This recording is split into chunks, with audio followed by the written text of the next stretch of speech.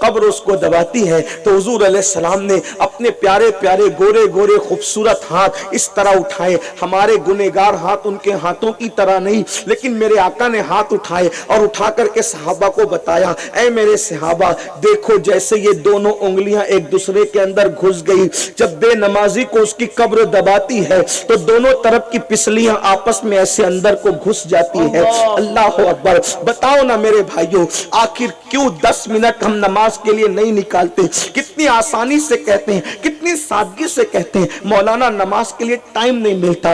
10 minute کا time نہ نکال کر اپنی آخرت کو تباہ نہ کرو, اپنی آخرت کو برباد نہ کرو. اور اگر آپ یہ سوچتے ہو نا میرے بھائی کہ میں نماز نہیں پڑھوں گا, غوث پاک بچا لیں گے, غریب نواز بچا لیں گے, پیر صاحب بچا لیں گے, مجھے معاف کرنا, اگر آپ سچی بات سننے کے لیے آئے ہیں تو یاد رکھنا غوث پاک, غریب نواز اور ہمارے پیر تو بہت دور کی بات ہے. میرے اور تمہارے نبی جس کی رضا خدا چاہتا ہے وہ فرماتے ہیں جو جان بوجھ کر نماز چھوڑ دے میں محمد اس سے بیزار ہوں, قیامت کے دن اس کے ساتھ میرا کوئی وعدہ نہیں ہے. اب آپ سے پوچھنا چاہتا ہوں, جس سے رسول اللہ بیزار ہے اس سے آپ تو دوستی کر سکتے ہیں, لیکن غوث پاک کبھی اس سے راضی نہیں ہو سکتے. جس سے رسول اللہ بیزار ہے آپ تو اس سے دوستی کر سکتے ہیں, لیکن غریب نواز اس سے کبھی خوش نہیں ہو سکتے. مٹھی بھر پھول ڈالنے کی بجائے پورا باغ بھی اگر غریب نواز کے مزار پر ڈال دو, رسول اللہ جس سے بیزار ہے, ان کے نانا جس سے بیزار ہے, نواسا کبھی اس سے راضی نہیں ہو سکتا. اگر میری بات بری لگے تو معاف کرنا, لیکن نشتر جو لگاتا ہے وہ دشمن نہیں ہوتا. میرے بھائیوں سنیت یہی ہے. اللہ اکبر. اللہ نے پورے قرآن میں کم و بیش 700 مرتبہ نماز کا حکم دیا, تو جو ایک وقت کی نماز جان بوجھ کر چھوڑ دیتا ہے گویا وہ 700 مرتبہ اللہ کی نافرمانی کا ارتکاب کرتا ہے. ہے اپنے اندر اتنی طاقت, ہے اپنے جسم میں اتنی قوت, آؤ اپنے نبی کا فرمان سنیں. اللہ کے سچے نبی صلی اللہ علیہ وآلہ وسلم فرماتے ہیں جہنم کے اندر ایک وادی ہے, اس وادی سے ایک دن میں 5 مرتبہ جہنم بھی پناہ مانگتا ہے. اللہ اکبر. جہنم کی اس وادی سے ایک دن میں 5 مرتبہ جہنم بھی پناہ مانگتا ہے, اور اس وادی کی گرمی اور حرارت کا یہ عالم ہے, اگر اس میں پہاڑ ڈال دیے جائیں تو پہاڑ بھی پگھل جائیں. صحابہ نے پوچھا آقا جس میں پہاڑ پگھل جائیں گے اور جس سے جہنم بھی ایک دن میں 5 بار پناہ مانگتا ہے, اس میں کس کو اللہ داخل کرے گا؟ تو میرے آقا فرماتے ہیں صلی اللہ علیہ وآلہ وسلم جو جان بوجھ کر نماز چھوڑیں گے اس وادی کے اندر ان کو داخل کیا جائے گا. اے میری قوم کے جوانوں, کیا پہاڑوں سے زیادہ اپنے جسم میں طاقت ہے؟ کیا پتھروں سے زیادہ اپنا دل جو ہے وہ قوت والا اور سخت ہو گیا ہے؟ پہاڑ جس میں پگھل جائیں گے اس میں اپنی ہڈیوں کا کیا بنے گا, اس میں اپنی پسلیوں کا کیا بنے گا, اس میں اپنے کمزور جسم کا کیا بنے گا؟ نہیں نہیں میرے بھائی, غفلت سے آنکھ کھول اور دنیا کے مکر و فریب کے گورکھ دھندوں سے نکل اور صراط مستقیم کی طرف آؤ. تو میرے اور تمہارے سچے نبی نے فرمایا عذاب قبر بے نمازی پر کیا ہے؟ اللہ اکبر. پسلیاں ایک دوسرے میں مل جائے گی. اسی پر بس نہیں, میرے آقا علیہ الصلوۃ والتسلیم فرماتے ہیں پھر اس بے نمازی پر اللہ 99 سانپ مسلط فرمائے گا. 99 سانپ, جس میں سے ایک ایک سانپ کی قوت کا عالم یہ ہے کہ اگر وہ کسی پہاڑ پہ ڈنک مارے تو پہاڑ ریزہ ریزہ ہو جائے, اگر وہ دنیا میں پھنکار دے تو ان کی گرمی سے سارے انسان مر جائیں.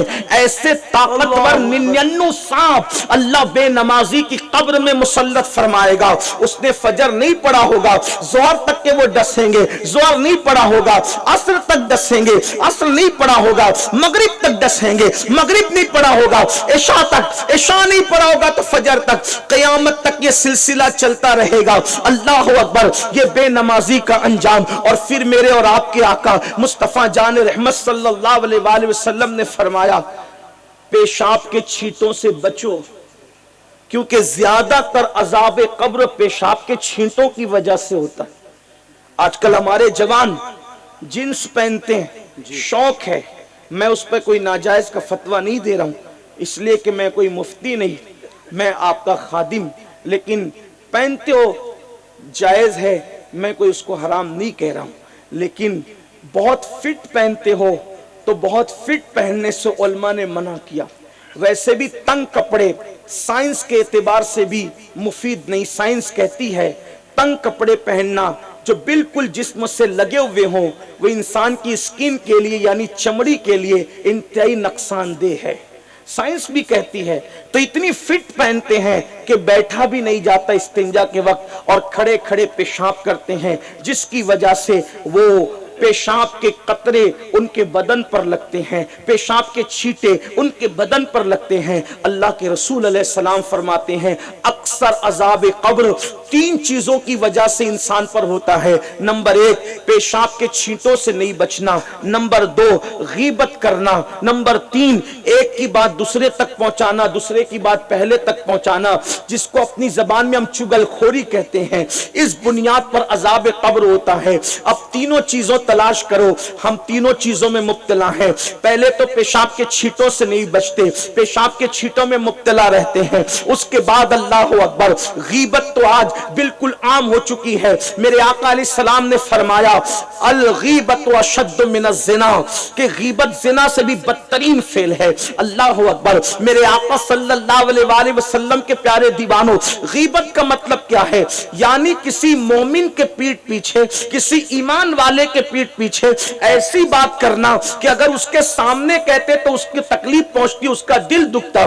یہ بات ہے غیبت. مثال کے طور پر ایک مرتبہ ام المومنین سیدہ عائشہ صدیقہ نے ایک عورت کے بارے میں کہا یا رسول اللہ وہ عورت کتنی ناٹی تھی. تو اللہ کے حبیب علیہ السلام نے فرمایا عائشہ تم نے وہ سخت جملہ کہا ہے, اگر یہ کسی سمندر میں ڈال دیا جاتا تو سمندر کا پانی اس کی وجہ سے خراب ہو جاتا. اللہ اکبر. ام المومنین نے عرض کی یا رسول اللہ وہ ناٹی تھی تو میں نے ناٹی کہا. اللہ اللہ. آقا فرماتی اسی کو تو غیبت میں شمار کیا جاتا ہے کہ انسان میں جو عیب ہو اس کے پیٹھ پیچھے بیان کرنا, یہ بھی غیبت ہے. اس کی ناک تو چھوٹی, اس کی آنکھ تو چھوٹی, وہ تو اپنے آپ کو بہت ہوشیار سمجھتا ہے. اس کا کرتا تو بڑا لمبا تھا, اس کا کرتا تو بڑا چھوٹا تھا, اس کی آستین تو بڑی چھوٹی تھی, اس کے منہ میں سے تو بدبو آ رہی تھی. بہت زیادہ دیر ہوشیار سمجھتے اپنے آپ کو, ہے بے وقوف. اس طریقے کی باتیں پیٹھ پیچھے کرنا یہ غیبت ہے. اور بڑی معذرت کے ساتھ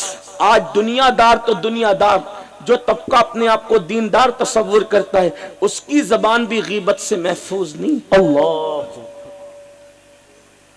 بے شک. دنیا دار زنا کر کے جہنم میں جا رہے ہیں اور حاجی نمازی لوگ غیبت کر کے اس سے بڑا گناہ کر رہے ہیں. اللہ, اس پہ توجہ نہیں ہے. غیبت نہ کرو اس لیے کہ عذاب قبر غیبت کی وجہ سے, اللہ, چغلی کی وجہ سے, پیشاب کے چھینٹوں سے نہ بچنے کی وجہ سے. حضرت امام اعظم ابو حنیفہ رضی اللہ تبارک و تعالیٰ فرماتے ہیں انشاءاللہ میرا اللہ میری مغفرت کر دے گا.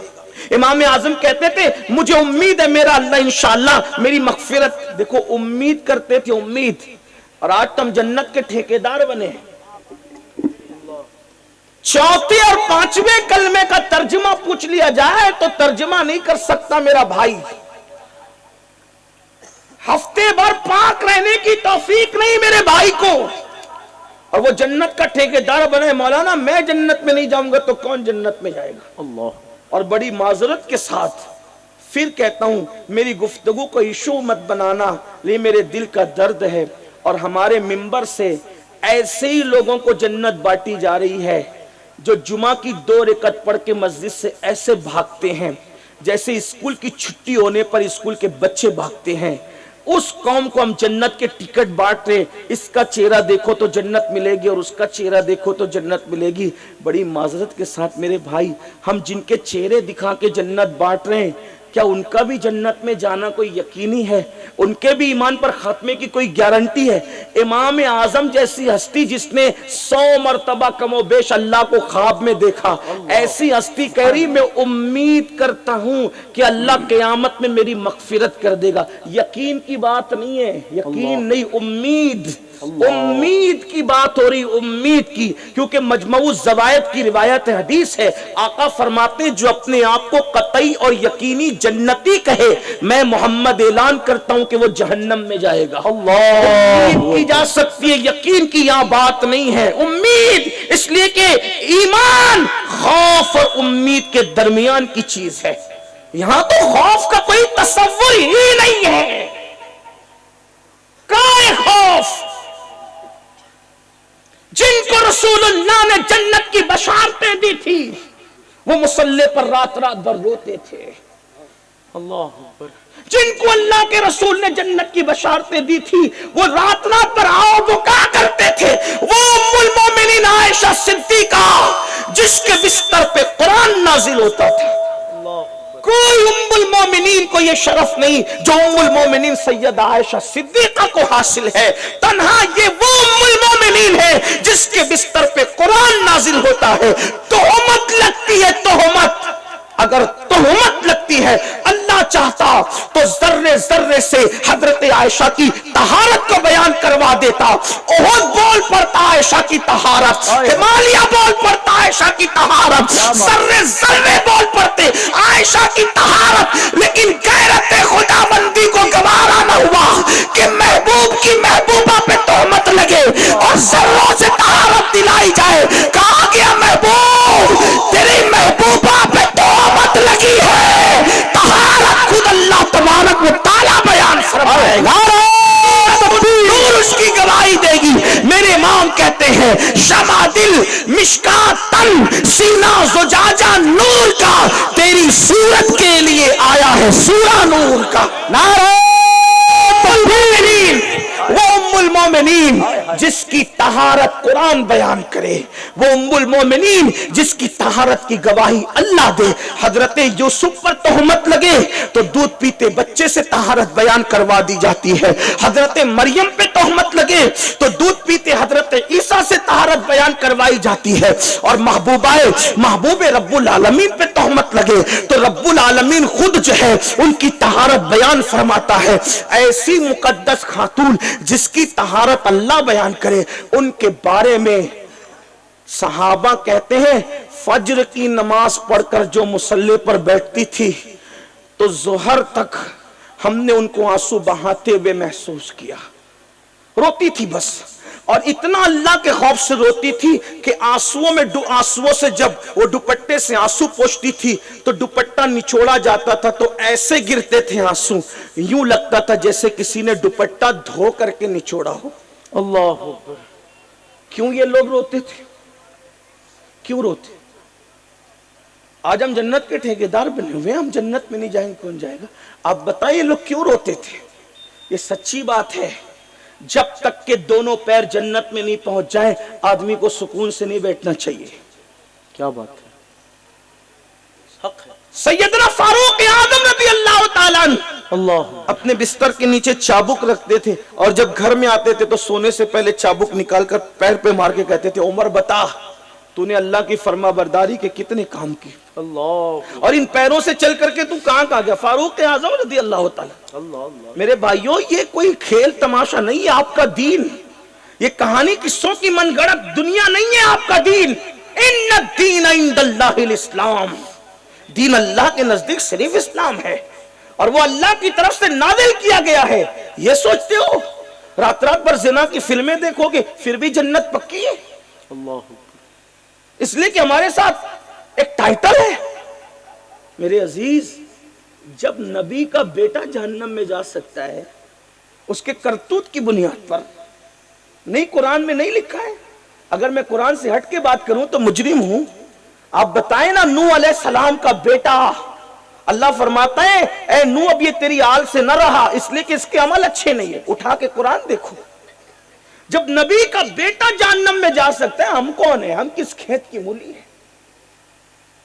لیکن ایک بات یہ بھی آپ کو بتا دوں آگے بڑھ کر، یہ لیس من اہلک اور انبیاء کے لیے ہے، اس کو رسول اللہ کی اولاد پہ چسپا نہیں کرنا، کیونکہ خاتم النبیین کی جو اور خصوصیات اور نبیوں سے الگ الگ ہے، نسب کے معاملے میں بھی حضور کی خصوصیت الگ ہے، आका फरमाते सब के नसब मुनक़ते हो जाएंगे, लेकिन कयामत में मुझ मोहम्मद का नसब काम है। सुभान अल्लाह, सुभान याद रख, सुभान इल्ला नसबी व सबबी। और एक मकाम पर फरमाया फातिमा ने अपनी तहारत की इतनी हिफाजत की कि अल्लाह ने फातिमा की औलाद पर जहन्नम की आग को हराम फरमाया। सुभान अल्लाह, सुभान फतावा रज़विया शरीफ में इमाम अहले सुन्नत इसीलिए लिखते हैं कि इंदल्लाह जो सादात हैं, इंदल्लाह पर अहले इल्म की तवज्जो चाहता हूं, इसकी तशरीह नहीं करता लेकिन बात मेरी पूरी हो जाएगी। इमाम अहले सुन्नत लिखते इंदल्लाह जो सादात हैं उन पर जहन्नम की आग हराम कर दी गई है और उनके लिए मगफिरत यकीनी है। लेकिन जो इंदल्लाह है पता कैसे चले कि इंदल्लाह यहां पता नहीं चल सकता, इंदल्लाह का पता तो अल्लाह के पास पहुंचकर पता चलेगा कि इंदल्लाह कौन था। उन पर कतई जन्नत है, उनके लिए जहन्नम की आग हराम है, जो रसूलुल्लाह सल्लल्लाहु अलैहि वसल्लम के जिस्म का हिस्सा। इसलिए नसब हुजूर का काम आएगा। अलबत्ता नसब पर फख्र की इजाजत नहीं देते, मगर नसब को बेफायदा भी नहीं कहते। अरे जब असहाबे कहफ की निस्बत काम आ सकती है तो महबूबे खुदा की निस्बतें क्यों काम नहीं? क्या बात है, सुभान अल्लाह। हम एक तरफ की बात करके नहीं जाएंगे, मायूस करने भी नहीं आए हैं। इसीलिए तो मेरे इमाम कहते हैं जब असहाबे कहफ का कुत्ता बख्शा जाएगा तो सगे दरगाहे सुल्तान मजिस्मी या रसूल। जब कहफ वालों का कुत्ता बख्शा जाएगा तो मैं तो सुल्तान दो आलम का सब हूं, फिर मेरे क्या मर्तबे।